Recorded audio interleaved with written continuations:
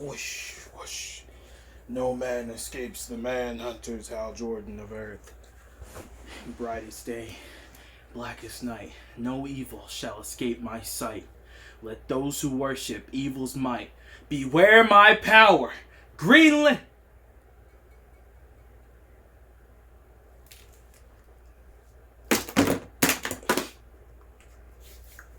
Well, what's going on, everybody? I can explain. So, welcome back. And if you're new, welcome to the Lazy Ass Samurai YouTube channel. Yes, this is the place to be. This is the place to be because we are now filming and we are now presenting. I am now presenting to you part 2 of my 3-part comic book collection series. Now, do not be confused, okay? You're watching the right video. And no, my hair didn't just magically shrink overnight, as it will reappear in part 3 for the others category. But if you want more insights at why I have a hat on in this video and I won't in part 1 and or part 3, feel free to direct your attention to the previously uploaded Lazy Ass channel update, fall 2021 edition. But without further ado, this is going to be quite the doozy because this is not only the bulk of my comic book collection by now, from what I feel, but I feel like this will be the most meaningful and most passionately driven out of the series, as I will always admit, I was a DC fan far before I was a Marvel fan. Yes, Spider-Man 2099 was my very first owned series of comic books, but if I'm gonna be completely honest with you, not counting Ben 10, not counting my boy Benjamin Tennyson the 13th of Wilshire, my very first favorite superhero of all time was that of Green Lantern. I could not find all of the power rings because I have all the rings from the different corps, the Lantern Corps. But I guess we might as well get started. So I remember a time that anyone can beckon to if you went to public school, pre-COVID. I feel like there was a magical place. Take a walk back with me through time. There was a magical place where every kid could either flex, be flexed on, find a new passion, fall in love, cry, feel pretty much every emotion at once in one singular place. One singular place this could happen. And this magical place was the Scholastic Book Fair. I'm telling you. There would always be the kids who would be able to get anything and everything they wanted because their parents would pull up with them to the book fair on a specific day. There'd be kids who would go in one day that week when the book fair opened, go home, beg their parents, do the chores, get an advance on their allowance, run it up, hustle, sell drugs. I didn't know what people were doing, okay? But there were kids who would come back nearly the same day, ready and revved up to go and spend money that they previously didn't have on books that they wanted. Books, bookmarks, little knickknacks, erasers, anything and everything could be found at those book fairs. And me, if you probably don't know by now, I'm pretty fond of reading. Okay, I have my Goodreads account to attest for that, and that's recording books that were read after I made the account. We're not talking the Percy Jackson series, the Immortal Nicholas Flamel series, at least books 1 through 4, because I didn't pick up 5 and onwards. The Superhuman series, not to mention the Geronimo, the mouse, I forgot, the old Scooby-Doo chapter books that had 10 chapters in it, but more importantly, comic books. So here I was, you get sent home with a little catalog of everything at the book fair. You can mark off what you wanted, and you could give it to your parents, do the math, and be like, hey, could I have $500 so I can go buy the entire collection of Judy B. Jones' Diary of a Wimpy Kid and Moody Judy? Can I do that? And your parents just flat out no. But to make it a long story short, this was a magic time for everyone. Everyone can look fondly back on the book fair. Whether you have money, didn't have money, it's just the experience of taking that classroom trip to the book fair, looking at everything, and then leaving and realizing, wow, that was way too soon, and now I gotta go waste time going back to actually look at everything I would want. And at this point in time, I was coming into my own as a comic fan. Okay, I was in there. I was like, man, I'm looking for a comic book. I don't want to read chapter books no more. I already did my stars and my AR reading, and I've done what I needed to do, to get to where I needed to get. All right. And that's when I met this book that has literally been in my life for years now. Green Lantern Secret Origin. But if you were to watch the animated film that it was adapted into, we're talking Green Lantern's First Flight. Green Lantern was my favorite superhero, Hal Jordan, as well as just the core itself, getting to know the characters. We're talking Guy Gardner, Kilowog, we're talking Kyle Rayner, we're talking everybody, Jon Stewart, for Christ's sake. I mean, I remember having arguments with kids in my grade because I had read the comics. I finally had perceived and accepted the knowledge and trusted upon me, okay, to tell people, no, there's not only one Green Lantern, and I swear if you tell me he's black just because you think for some reason I want to hear that, I'll tell you you're wrong, okay? Because there's also Hal Jordan and Kyle Rayner and Guy Gardner, who are all Caucasian Green Lantern member. I had the biggest debate with this kid who only went and saw the Justice League Unlimited and Justice League animated series. And of course, out of pure respect in my heart, I appreciate that Jon Stewart was out there representing for the brothers, but he wasn't the only Green Lantern. There was a whole corps of them. They were like the space police, galactic space police, assigned to different sectors, I digress. So this is my first comic book, okay? This is the first in my DC comic collection. I have it stacked up. At this point, I've had them for years, and I can't really... My mind's a little fuzzy and when I got them, so we're just going to go through. And if I have stories, I do. If I don't, I don't. So we have Green Lantern Secret Origin. So when we find out that his father died when he was young, it was just him and his mom. And it's just what drew me to the character is just the fact that willpower, having a strong sense of willpower to overcome fear itself, was enough to get you in the core. And I was just like, man, at this time, my dad wasn't in my life, and I could relate to that heavily. I mean, I didn't see him die in a plane in front of me. He's still very much alive and well. But for the sake of just finding something to latch onto with this character, because this is pre-Miles Morales, okay? I couldn't sit there and be like, hey, that guy looks just like me, but no. This was my first comic. This is my first introduction, and I'll tell you what, after this, after reading it countless amounts of times, Green Lantern was my favorite superhero and or superheroes at the time. So I went on. After that, I bugged my mom until she took me to Barnes & Nobles, and I got the Sinestro Corps War. I didn't know this was a two-parter, though, so I really only had part one. This is when, Sinestro, one of the Green Lanterns, went rogue and started his own Lantern Corps, the Sinestro Corps, which is entirely based on fear, which just so happens to be the weakness of the Green Lantern. So things got crazy, things got wild. And like I said, this was part one, and I never ever read part two. But it was enough, okay? Then, when I was like, well, there's Green Lanterns, there's Yellow Lanterns, what else is there? That's when Blackest Night, at this time, the Blackest Night series was making its run. Brightest Day was making its run.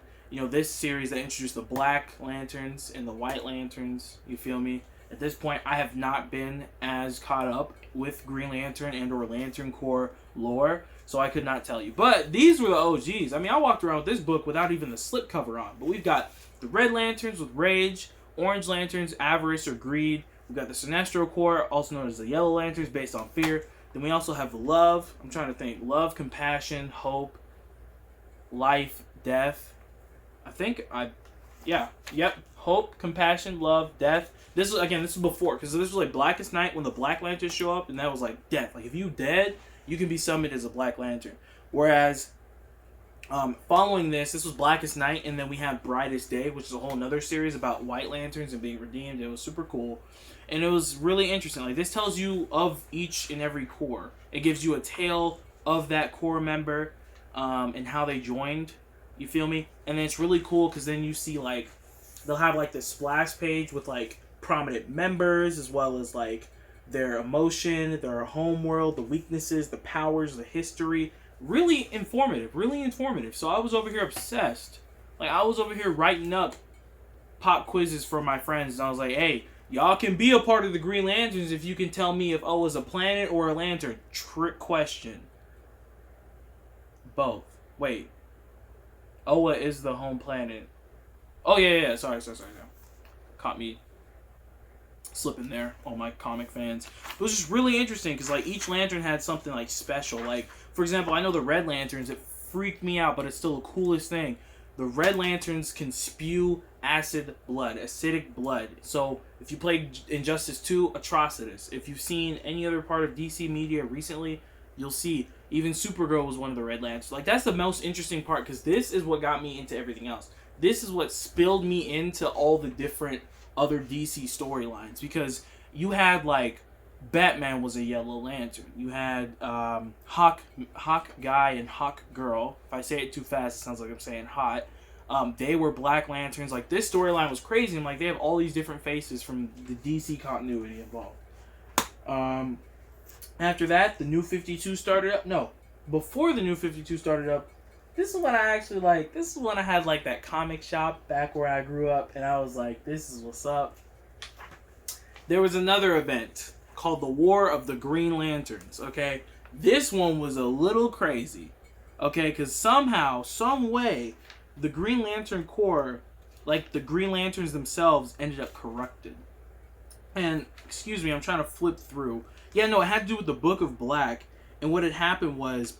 It had trapped all of the other lanterns inside of this big book, and then it unleashed their like not avatars per se, but basically unleashed all of the entities. There we go, the entities. Like there was I guess I could do a whole video on this, but I won't. But long story short, the leader of the Green Lantern Corps are these really small blue Smurf-looking old dudes named the Guardians, and there was one who was casted out named Krona.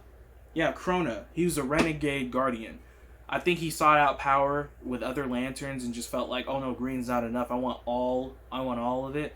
So anyways, bottom line is Krona works together to get the Book of Black and unleashes all of the entities and traps them. So it pretty much corrupts the Green Lantern Corps. So our main Green Lanterns, Hal Jordan, Kyle Rayner, John Stewart, and Guy Gardner, eventually later on have to free themselves from like the corruption through fighting and then adopt rings from different corps, which is really, really cool, really, really dope. And it was a great read, and it was like the first and maybe only comic series that I kept up on regularly back when I was younger, because even now I prefer like collected issues and collected editions because it's like the whole story, you know, like that's the whole thing, and you don't really have to wait, because I hate waiting, especially on a cliffhanger.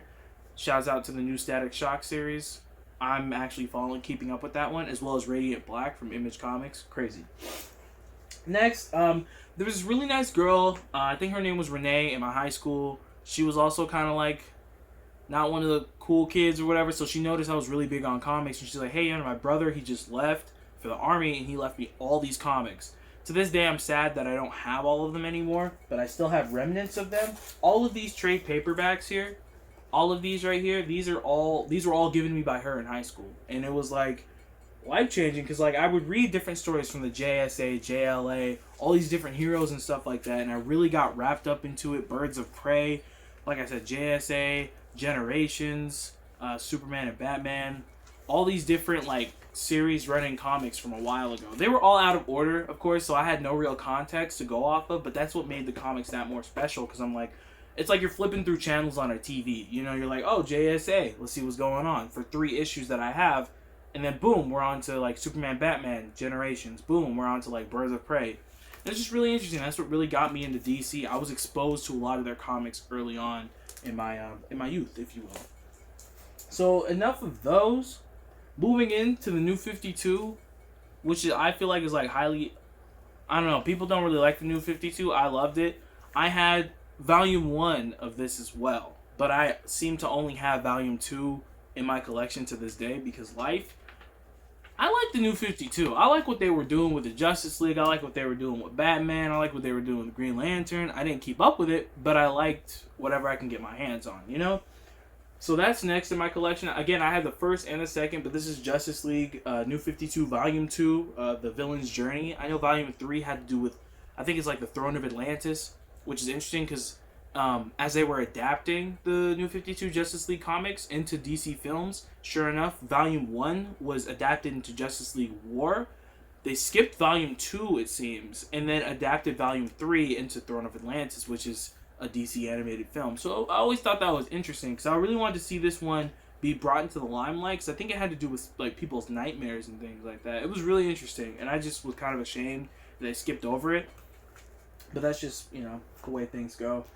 So next in my collection, see, this is where it gets a little mixed up because somewhere between my transformation from Green Lantern into full-blown DC fan, I seem to have met a cowled vigilante who I, to this day, am in love with, and that's Batman. I think it had to do with the Christopher Nolan films, as well as just how prominent you would find, like, the Batman animated series, Batman Beyond, as well as, like, the Batman... There was a lot of Batman. Batman's just, like, one of the poster children for DC Comics. So from there, I got really wrapped up into reading his comics. From there, I would be seeking out collected issues, like, for example, Under the Red Hood. Of course, this is the cover from, like, the movie, because this actually, fun fact, was, like, a Target thing where I got the movies and the comic. They were doing it for a while. They did it with Year One, as well as The Dark Knight Returns, I believe. And it was really interesting, but this story was crazy, because, you know, the whole Jason Todd coming back to life as Red Hood, seeking out revenge on the criminal underground and like Gotham. It was really cool. The film, I saw the film first, then I read the comic. Really cool, really solid. This is when I started getting into the DC animated universe in terms of like their films. So like I saw Under the Red Hood and I was like, this is crazy, like this is violent, it's animated, it's dope. I'm starting to learn more about like the canon. I started learning that there's more than just one Robin, you know. Really cool. After that, I came into contact with Year One, which also turned out to be one of those deals where I got the movie and the comic, which is cool. Like the discs are still in here, of course, because I have an actual like 25th anniversary DC animated universe collection, or is it 10-year anniversary? Anyways, it has like all the films starting from like Superman Doomsday up to like maybe the Assault on Arkham films. I don't know. I'll have to check into that. But anyway, Batman Year One was different for me because not only was the film adaptation animated differently than what I was used to, but also the art done in it, because it was one of the older stories similar to that of like the Dark Knight Returns or like the Dark Knight Strikes Back. And I just thought it was really interesting because first it wasn't my cup of tea. Because, you know, when you're a kid, you're picky. When you like something, and you're very seldom willing to, like, go against that feeling of comfort, that feeling of familiarity. So that's exactly what I did. Initially, I was like, I don't really like this. But then I actually, like, sat down, I saw the film, and then I went back and read the book that it was adapted from. As always, the book was better, but also it was captured really well done in the film. But yeah, no, I really came to like this art style from, like, the older things. Like, Frank Miller, legend. We're talking, oh my goodness. Frank Miller and Alan Moore are, like, comic legends. And, like, any work that they've done, I'm just obsessed with. So that was the next one in my collection. At this point, I wouldn't say, like, issues and or comics that I've gotten chronologically, because I may have gotten Year One before Under the Red Hood, you know? But these are just in my little stack here. Next, of course, man, I freaking cannot get enough of Watchmen. Watchmen is so good. It's so gritty. It's like, before we had things like Invincible, and before we had things like The Boys, we had, like, Watchmen and V for Vendetta. And these were, well, not so much V for Vendetta, but more Watchmen was like a critique on the superhero genre. Like, this is really where, it was taken, like, Alan Moore took this and took the idea of having superheroes established in the world and, like, put it into perspective. Like, I know one of the big phrases is, like, who watches the Watchmen? You know, like, we live in this world of gods. Like, for example, there's Dr. Manhattan, there's the Comedian, there's, I want to say, Night Owl, as well as Rorschach. Like, we have these established... Oh, snap! What? Anyways, side tangent. There was a video game that came out alongside the movie release, and I had bought this, I think a Blockbuster was going out of business, and I had the Blu-ray film as well as the video game put together, and it came with this super dope poster for, yeah, Watchmen The End Is Nigh. But it was super cool, and I just realized that I used it as a bookmark as I was reading this. I was halfway through it.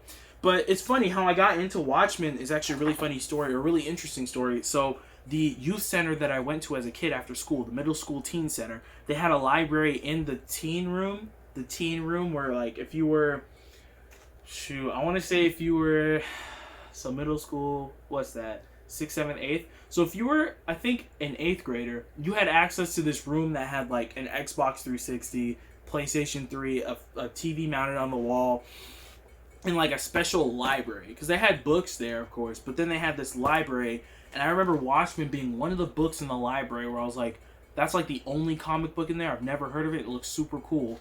Again, similar to my story with Batman Year One, the art style, of course, being older was, like, an acquired taste. But then once I sat down and started reading it, first did I not only realize how, like, mature comics could be, but I also wanted, like, I was like, I'm really invested in this. And then sure enough, eventually, back when Netflix was doing the DVD thing, I ended up renting Watchmen. I watched the film a couple times, went back and read the comic. Then it was like a cycle, comic, film.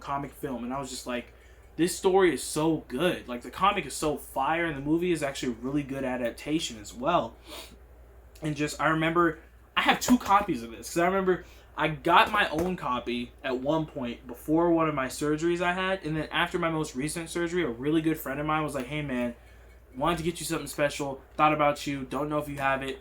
Sure enough, I have a second copy of this comic, and I'm like, this graphic novel is just so solid. And I know that it's even found its way into the current, like, DC continuity with, like, comic books and, like, canon, and I just think it's really cool just how influential this is. But I'm gonna stop gushing about Watchmen. Like I said, a lot of these comics, like, I have, like, such a passion for them that I could do a whole video on them specifically.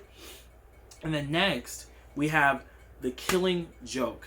This is, like, one of the most integral Joker stories with the most wild ending. Again, it was around the time that the film adaptation had come out, the animated film adaptation had come out. Excuse me, the film adaptation that was pretty much good after that first 45 minutes with Batgirl. I'm sorry. Nobody asked for it, nobody needed it, and I could do a video on it later on, but right now, just know, if you know, you know, wasn't necessary, because we really came for this. This was, like, the first definitive, I feel like, origin, one of the possible origins of the Joker, and how he was a failed comedian who lost his wife and his pregnant wife and their unborn child in an accident, and it kind of made him go crazy, fell in the vat of acid, one thing led to another. And this is also the story where he paralyzes Barbara, you know, turns her from Batgirl to Oracle, wheelchair bound, tries to prove to Commissioner Gordon that all it takes is one bad day and you can end up like this guy. And I remember at first I was like, man, the Joker's crazy, but he's kind of cool. But then I read this story and I was like,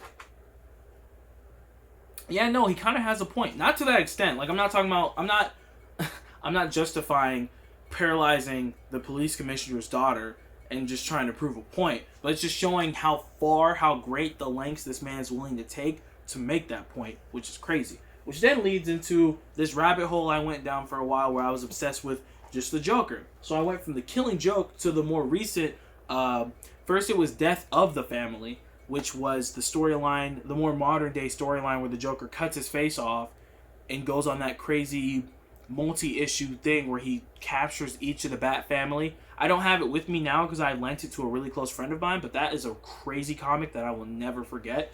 And then we have the Joker Endgame, which, as you can imagine, is like the Endgame. You know, this is like the finale of the Joker. Like, this is where it kind of comes to a helm, it kind of comes to an end, and it's just really crazy to see the lengths that it goes to. And I know I read these stories out of order, but somehow I feel like I've generated enough of familiarity with the DC universe and continuity, as well as like the source material and the character of the Joker, that I feel like I was able to keep up over time, like going from Killing Joke to Death of the Family to Endgame. So this is another hard copy. Hardcover. I love hardcover comics, and I just love the art style, and I just love being able to hold it. Okay. Now it looks like we're in the final four. I guess I might as well save the best for last, I guess I'd say. So we'll just jump to probably the most recent DC comic I've come to own in my possession, in my collection. That is the DC Rebirth Omnibus. Yes, not as thick as my Spider-Man Omnibuy that I own. But I remember when Rebirth kind of hit the scene, it was another revamping, another reboot, sort of the DC comics. And although to this day I can't say I'm familiar with a lot of the current DC continuity and canon, this was a sign that I at least attempted to stay with the times. I got this because, like I said earlier, I like when things are all put together. Yes, I understand this isn't going to give me like every single collected series, but it does give you insight to like Aquaman, Green Lantern, Superman, Batman. Oh yeah. So we have, I'm just going to give a quick rundown of all the first issues, because this is what it is. The Omnibus itself is just a collection of like first issues for DC Rebirth, which was again like a new kind of rebranding.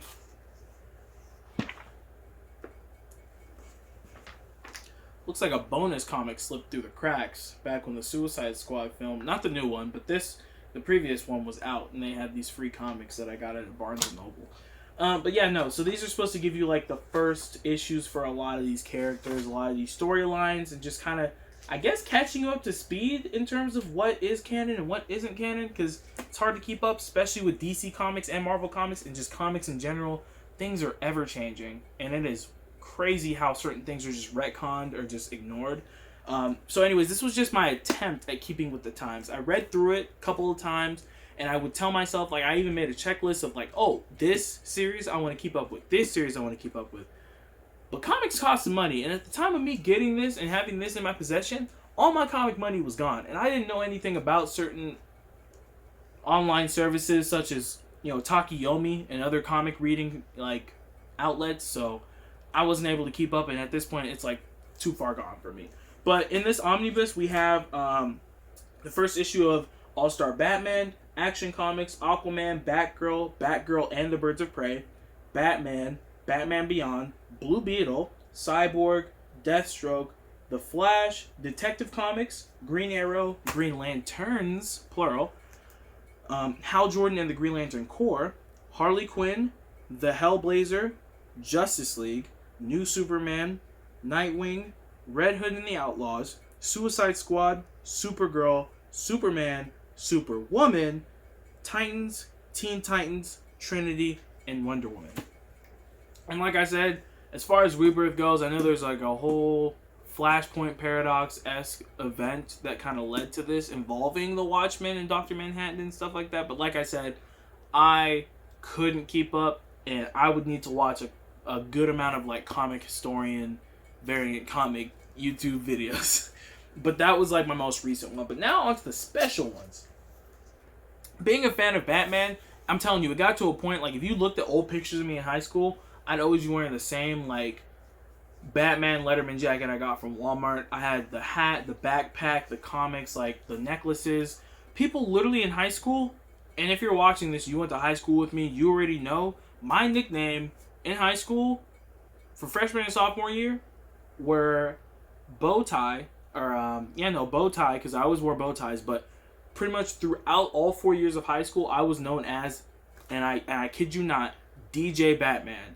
If anyone watching this happens to know or remember that, definitely shout out in the comments, because I don't know how it started, I don't know where it started, but one day everyone just started calling me DJ Batman, and I was perfectly fine with it, because that's just who I was known as in my small, close-knit high school.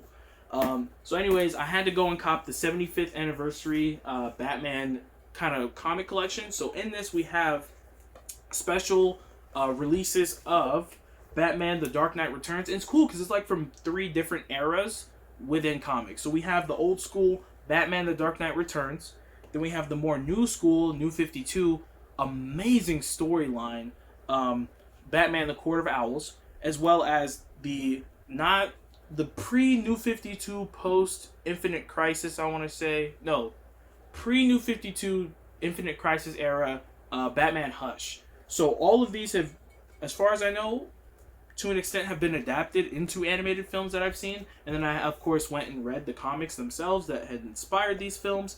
And man, I will tell you what, Batman is the man. You know, I know there's a lot of flack, I know there's a lot of memes, I know there's a lot of debate, but I want to say Batman is goated, and it will forever be goated. I guess you could probably guess. You could probably take a wild guess as to how I feel about Batman by now. And that is why the final 3 comics in this collection that I will be happy to share with you for this part 2 of this video before you move on to part 3, which is significantly shorter, we have Nightfall. the most infamous, or one of the most infamous Batman story arcs ever. Ever. We're talking, this is when the man's back was broken. This is when Bane pulled up on the scene, organized nearly all of Batman's rogue gallery, as well as pretty much every criminal in Gotham, to wear this man out and then break his back. Because Bane, if not for his brawn, has brains. Do not be mistaken by current media and how the Venom serum has indeed corrupted his mind. Bane was smart. This man was born in prison. He was sentenced with the prison sentence that his parents gave him because his parents died and it passed on to him. This man pulled up to Gotham, Batman's home turf, within maybe a month's time, couple months' time, ended up breaking this dude's back and putting him out for good. Had to have a whole new person step on the scene, Azrael, who was a little bit more extreme, a little bit more modernized in his methods. And then finally, after, Batman came back up out of it, he had to fight Azrael to make sure this man could still protect Gotham. Literally, Bane is responsible for all of this. All of these collected issues. We're talking Nightfall, we're talking Night Quest, or we're talking Night's End. All three of these were caused by Bane. Like, you thought Zemo in the MCU and Civil War caused a civil war? Nah. This man, Bane, came on the scene, made a name for himself, dipped out, and then still left problems for Batman to deal with afterwards. And I'll tell you what, when I had came in possession with just one, it was a matter of reading through Nightfall and desperately needing to get to the other two issues of this arc. Because this is such an integral arc to Batman, lore. It's along the lines of, Hush, Under the Red Hood, Death in the Family. These are, the stories that go on to inspire all forms of media. Of course, The Dark Knight Rises loosely adapts elements from Nightfall. Of course, Bane breaking Batman's back being one of them, him coming through to Gotham and taking over kind of deal. But anyways, these are the last three in my comic collection for DC. I thought I had more, surprisingly. I'm looking at my bin of comic books, and it's I realize I have a lot of visual histories, encyclopedias, and things like that involving Batman. So I guess a Batman collection could be in the future. But with that being said, thanks for tuning in. Be sure to check out part 3, as it is also going to be uploaded, which is going to just be other comics that aren't Marvel or DC that are also in my collection of comics. But anyways, thank you for tuning in. If you made it this far, might as well drop a like and go ahead and drop in the comments below which of my comics seem most interesting, or even if you have a comic recommendation or anything like that, or something you would have expected to see in this collection or in this video. But anyways, with that being said, I'm going to cut it here because we are already approaching Zack Snyder Justice League trilogy levels of video length. But with that being said, as always, thanks for tuning in. Stay safe, stay healthy, and most importantly, stay lazy. I'll catch you guys later.